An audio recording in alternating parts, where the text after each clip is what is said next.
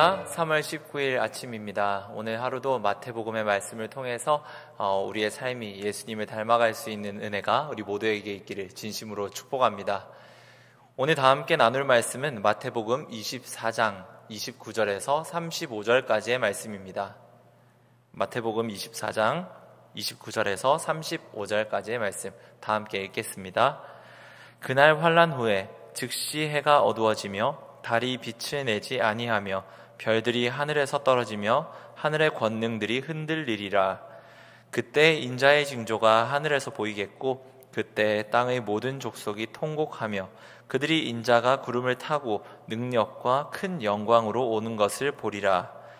그가 큰 나팔 소리와 함께 천사들을 보내리니 그들이 그의 택하신 자들을 하늘 이 끝에서 저 끝까지 사방에서 모으리라.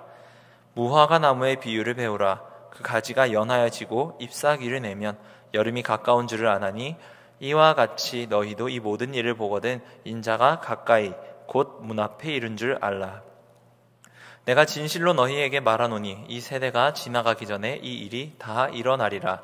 천지는 없어질지언정 내 말은 없어지지 아니하리라. 아멘.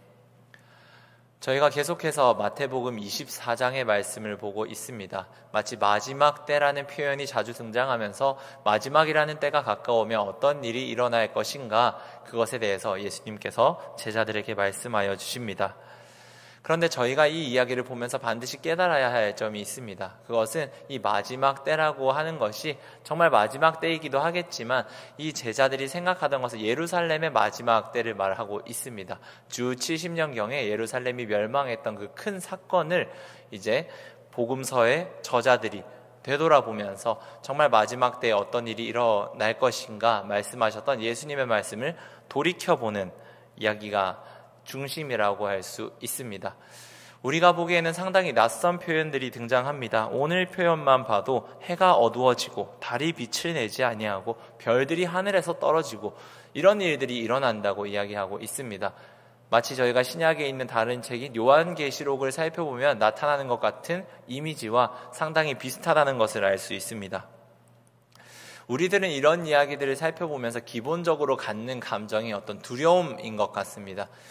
저희가 어렸을 때부터 제가 들어왔던 계시록에 대한 이야기들이나 여러 이야기들을 비추어서 저희 또한 바라보자면 이런 이야기들을 항상 들을 때는 뭔가 두려움, 조심스러움, 뭔가 무엇보다 긴장되는 마음, 이런 것들을 가지고 말씀을 봤던 것 같습니다.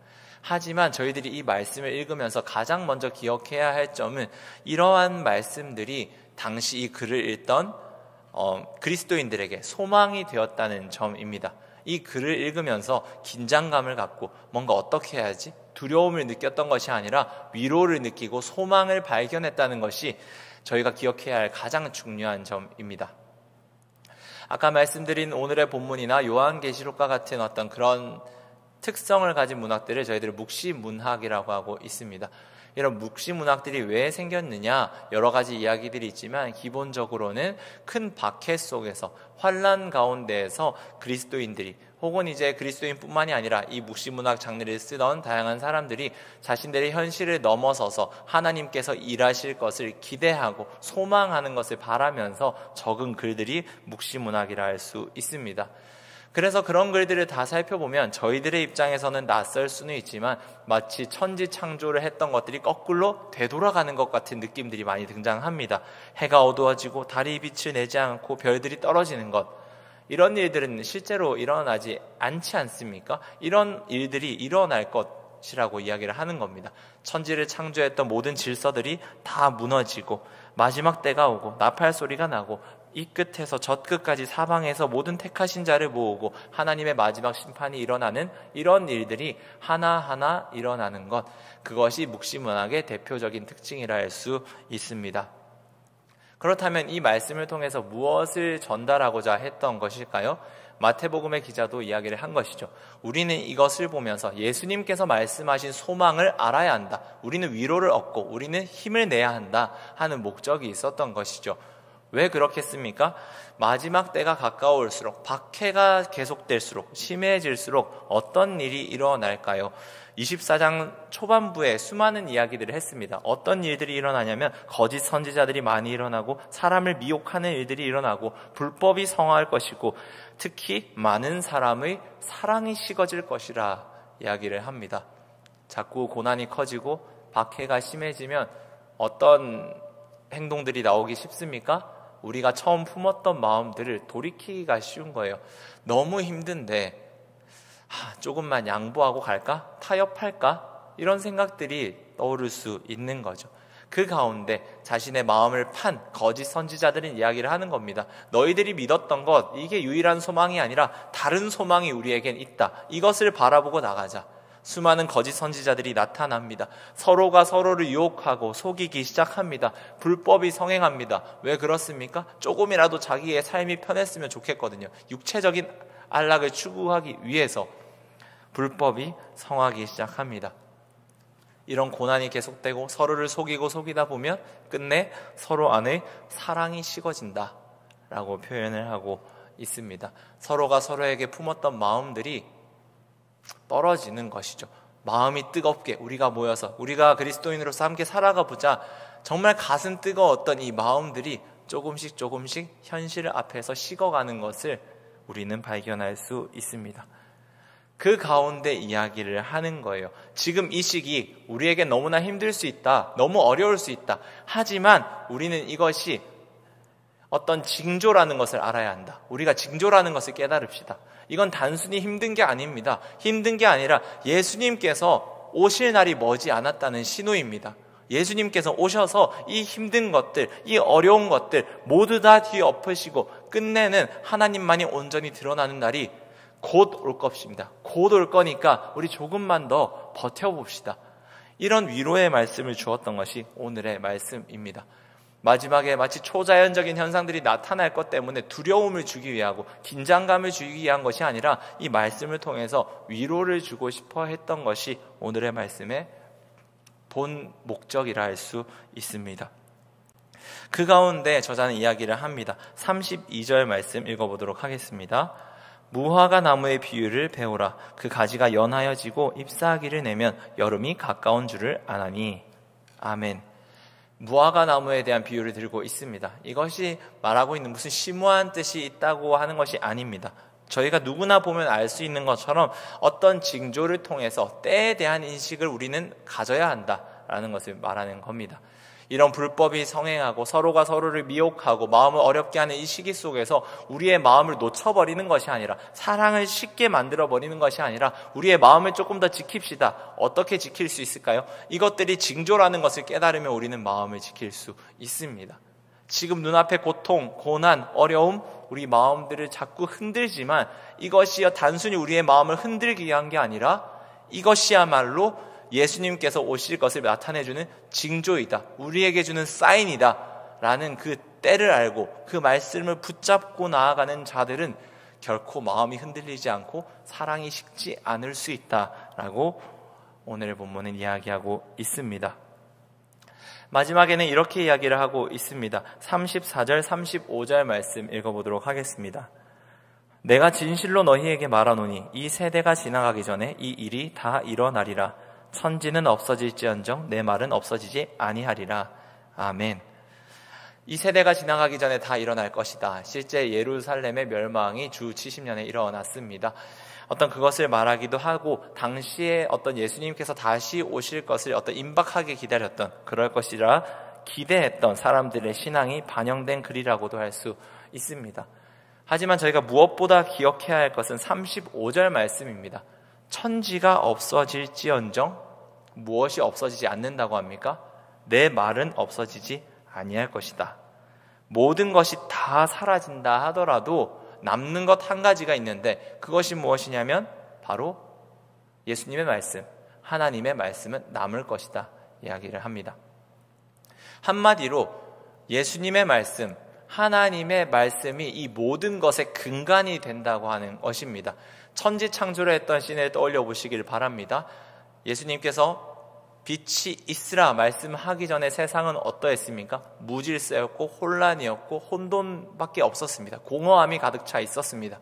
그 가운데 한 줄기 빛이 생기는데 그 빛이 무엇을 통해서였습니까? 말씀을 통해서 생긴 겁니다. 기독교 신앙이 고백하고 있는 것은 하나님의 말씀을 통해서 이 세상의 모든 것들, 천지 만물이 지어졌다는 것을 믿고 있습니다. 그 말은 천지에 앞서서 존재하는 것이 있는데 그것은 바로 하나님의 말씀이라는 것입니다. 우리는 수많은 말을 뱉으며 살아갑니다. 수많은 약속들을 하기도 하고 수많은 이야기들을 하고 칭찬을 하고 때로는 욕을 하기도 합니다. 하지만 이 모든 것들이 이루어지는 근간이 있는데 그것은 바로 천지입니다. 우리는 이 모든 것들이 피조물을 디딤돌로 삼아서 모든 이야기들을 하고 있습니다.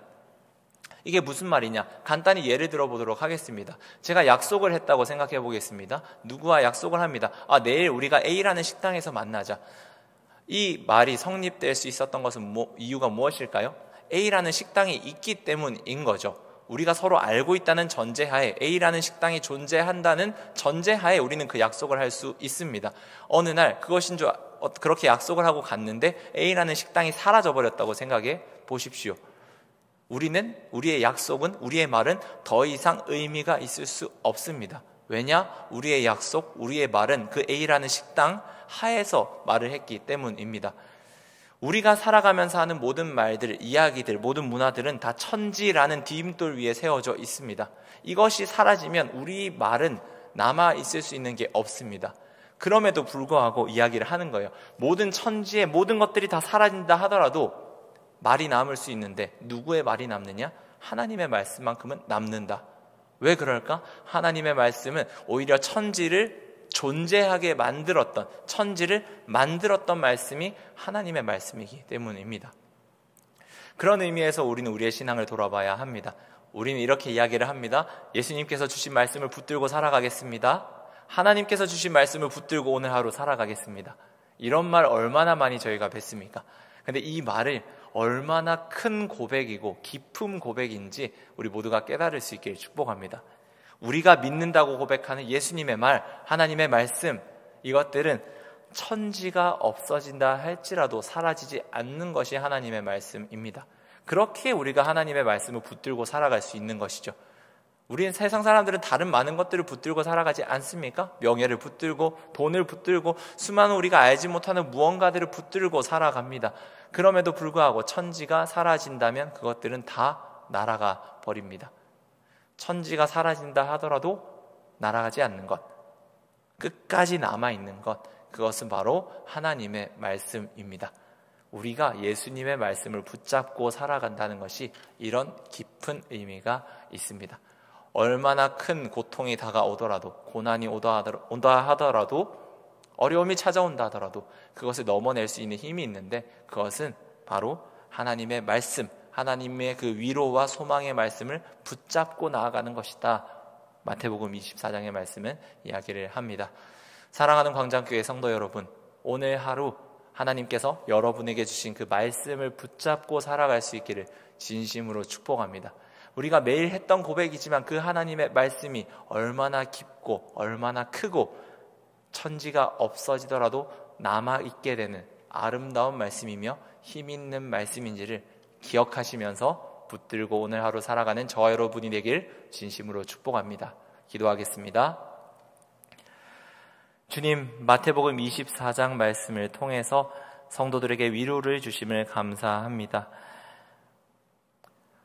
해가 어두워지고 달이 빛을 잃고 별이 하늘에서 떨어지는 이런 수많은 일들이 일어난다 하는 것, 이 모든 이야기들은 우리에게 두려움을 주기 위함이 아니라 성도들에게 위로를 주고 소망을 주기 위함이었습니다. 어려움이 다가오고 고통이 커지고 고난이 찾아올수록 불법이 성행하고 서로를 미혹하고 거짓 선지자가 나타나고 무엇보다 우리의 마음에 있는 사랑이 식어간다고 이야기를 하지만 그것이 단순히 우리에게 고난이 아니라 예수님께서 곧 오신다는 징조로, 사인으로 받아들일 수 있는 우리 모두가 되게 하여 주옵소서. 천지는 없어질지라도 하나님의 말씀이 사라지지 않는다는 것이 우리에게 얼마나 큰 위로며 소망이 되는 것인지, 하나님이 된다고 하면 정말로 된다는 것임을 우리가 깨닫고 믿음으로 붙잡고 살아가는 오늘 하루 되게 하여 주옵소서. 이 모든 말씀 예수님의 이름으로 기도드립니다. 아멘.